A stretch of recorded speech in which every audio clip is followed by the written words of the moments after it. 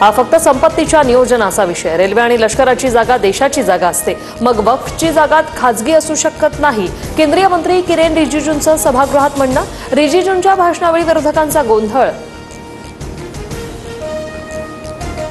विधेयकाला आरएसएसचाही पूर्ण पाठिंबा नाही। वक्फची जमीन घेतलेल्या उद्योगपतींची नावं जाहीर करा। वक्फची संपत्ती उद्योगपतींना घेता येण्यासाठी विधेयक आणलं, संजय राऊतांचा आरोप।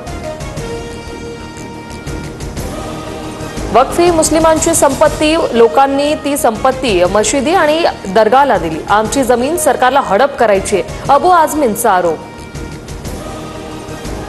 वक्फ बोर्डावर बिगर मुस्लिम व्यक्तीची नेमणूक नको, या अटीवर चंद्रबाबू नायडूंचा वक्फ सुधारणा विधेयकाला पाठिंबा। ठाकरेंची शिवसेना वक्फ बोर्डाच्या विधेयकाच्या विरोधात मतदान करणार, सूत्रांची माहिती। राऊतांच्या पत्रकार परिषदेनंतर शिवसेना सस्पेन्स वाढला।